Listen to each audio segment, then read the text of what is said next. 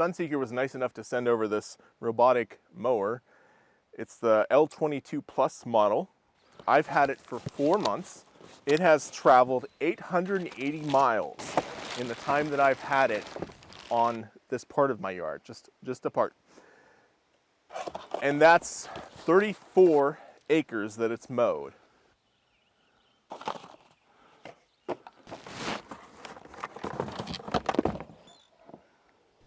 And that's all the parts that there were. Pretty simple.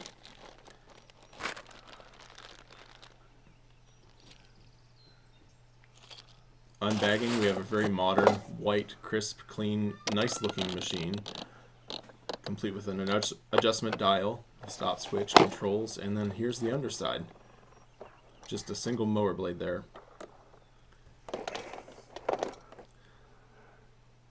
Setting up was pretty easy. I'd rate it maybe 4 out of 10 for difficulty. There's just a lot of little things to do, along with a lot of bending over to install the spikes and the rest of the wire. So it does use a boundary wire. It doesn't have any GPS on board, and frankly my wife was quite happy with that, because then she didn't have to worry about it monitoring us with GPS.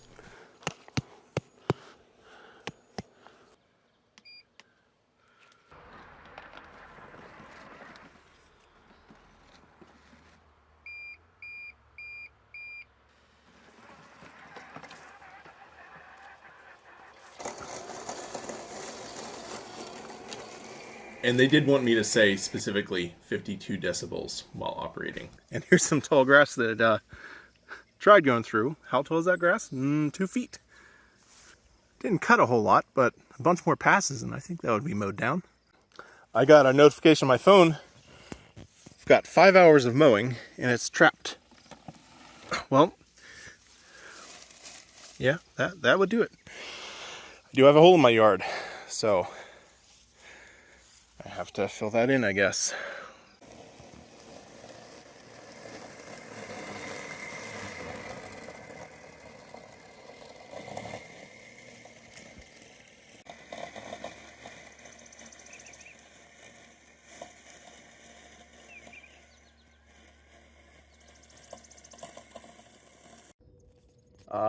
Second time this morning it's gotten stuck right there. It gets a lift up alarm, because as soon as you lift this up, it senses that. So to fix that, I'm just gonna put rock, something like that. There, good.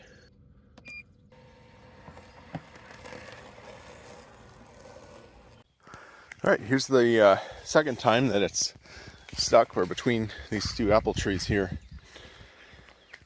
And it's on some roots. Quite a hefty root there. I mean, so that's not even its fault. I mean, I wouldn't take our 0 turn over that.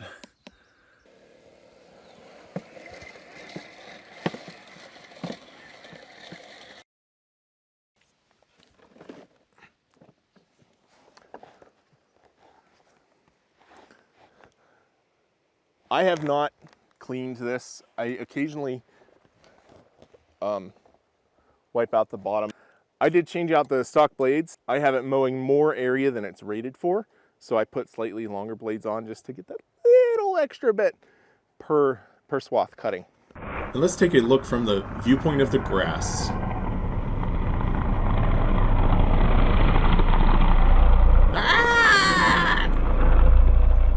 That's the sound grass makes when it gets cut. The height here is adjustable. During the summer I have it at like 60, but now here in the fall grass is growing slow and I want it to be cut shorter, so I go down to about 45. This is millimeters, so 4.5 centimeters. That's a little less than 2 inches. It has a very simple controller.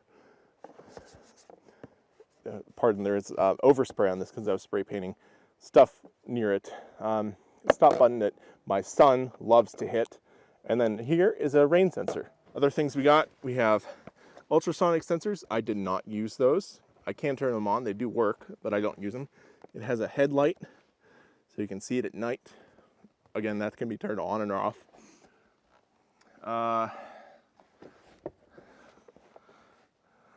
That's about it. It does have Wi-Fi and Bluetooth, but not GPS. And I do have it connected to my phone. Setup was a little bit hard. It has to be on a 2.4 gigahertz network to set up. Right now it's charging 74%. There are other things I can do. I have it running 24/7 on this schedule, and these check marks here indicate when it's going to do an edge pass. Here I have set it to manually do an edging pass. And notice here, there is a guide wire, but I put it in 4 months ago and it's completely grown over. You can't see it anywhere.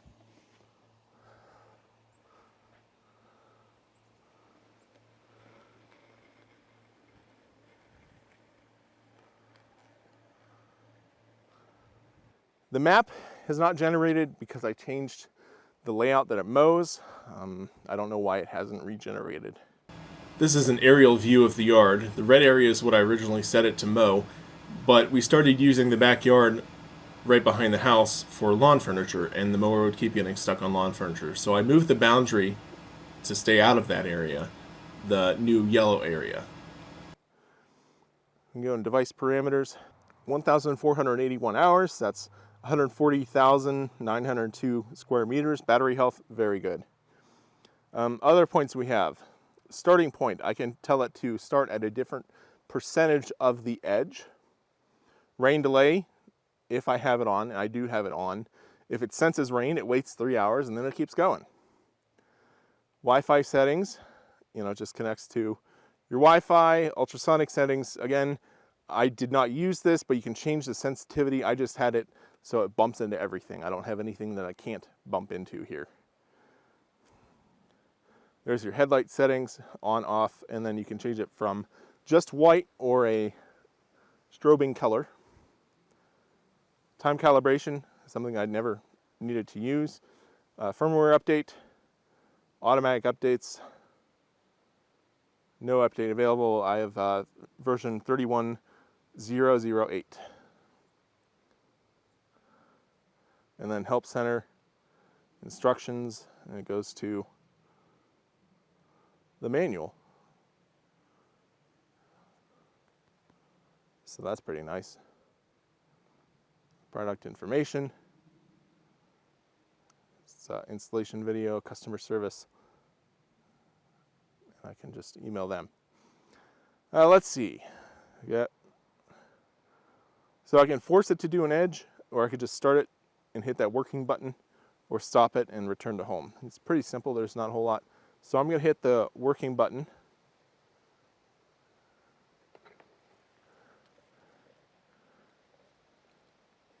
And there it goes.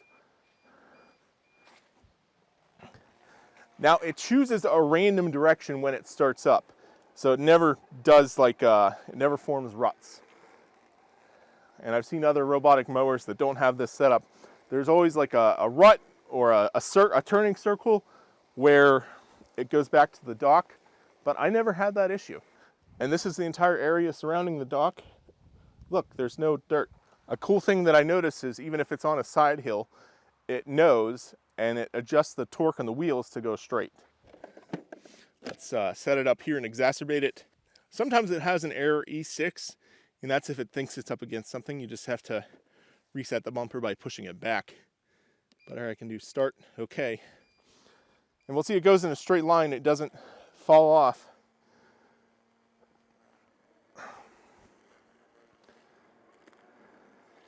And even if I manually divert it, it goes back to the same line or compass heading that it was on. There's a spot here where you can see the guide wire. I've had to do some iterations of the perimeter to make it happy. At first I set it up too close to the edge and it doesn't like going back on the wire if it's on a side hill. And it says that in the manual. If you have a guide wire, try to make it so it only goes up or downhill and no side hills. So I've had to move it back this part twice. And so it leaves a little strip there that I do have to string trim on manually.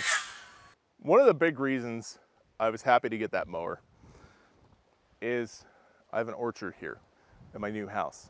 And the trees, they're really low to mow under, especially with my zero turn. I have, the handles are, they'd be about here, and some of the branches are low enough to hit the handles. And if you're on a zero turn and the tree's controlling the handles as you're moving, that can be dangerous. And I've had some close calls where I ate a branch in the face because the tree was controlling the mower. So I'm very happy to have these get mowed by the robotic mower. It gets under them just fine. I do have to string trim. I have string trimmed once this year, and you can see that they're not that bad. It cuts within 6 inches. If it just barely misses the tree, the wheels will run over the grass and kind of press it down. So the grass never really got out of control. There were many spots in my yard, like right here. I had to fill in this and then fill in some holes around roots and then cut off the top of roots with a chainsaw. It kept getting stuck in this area, but it hasn't gotten stuck in the past month since I've done that stuff. You'll see on the map that there's one spot that I have blocked out, this little spot here. That's because there's a old barn foundation here, and it has no cliff detection, so I didn't want it to go off the edge and get stuck. I wasn't concerned about it breaking, but getting stuck would be not so nice. And I had to pull the original video because Sunseeker requested that I add the island feature specifically in the video so that you can block out certain sections of your yard that are not compatible with a robotic mower. And so I did have to steal some wire to make this work, specifically this section. And here's the augmented map. The blue area is the new with the island. You just need to make sure that the boundary wire doesn't cross over itself. And here it is mowing behind the island with thick, heavy oak leaves, tall grass, and a steep hill, and it just powers right up it.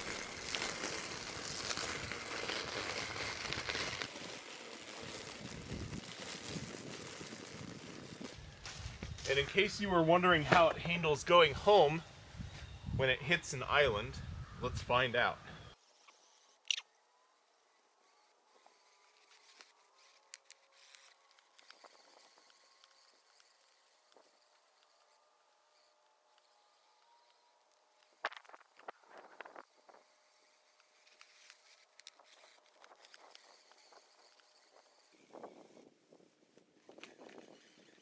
Well, apparently it goes around 1.5 times and it realizes, hey, I'm not getting anywhere. I've gone so many degrees in the same direction, or I presume, and then it just goes off somewhere else, hoping that it finds the actual outside perimeter. And here's another part of my yard where I filled in holes in the ditch, because again, it can't take holes that are beyond such a size. And then apples are also a problem. So on the bright side, the grass has slowed down as the apples fall. And it'll get stuck, but then it realizes, hey, I haven't reached the perimeter yet. And so it'll back up, turn, and try again. It'll do that like 2 or 3 times, I'm not sure, before it trips out, says an error, and says it's trapped.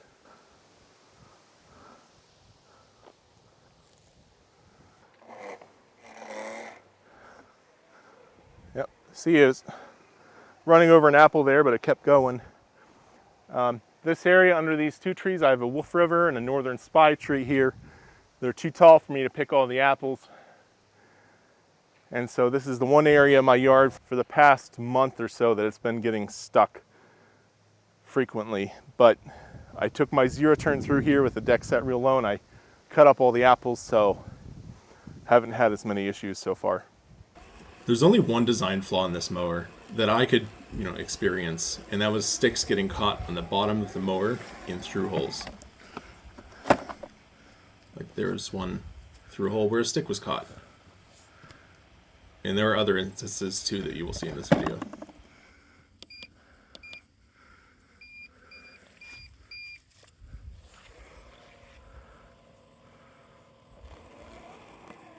No, he didn't fall over. He just has a stick caught in him.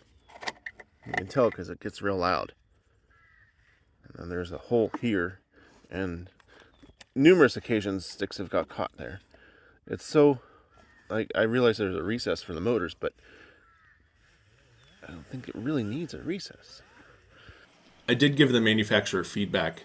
In cases where it has an arc like this, it tends to miss near the center of the arc because it just bounces. It reflects off the line on the inside and misses the center. Back here at the base station, there's a few things that I have to say about the border wire. I've never had an issue with it breaking or grounding or the wire coming undone. A lot of people, they'll have the wire that's really thin insulation on it, but this insulation seems pretty tough and fairly thick, so I've had no issues with it breaking.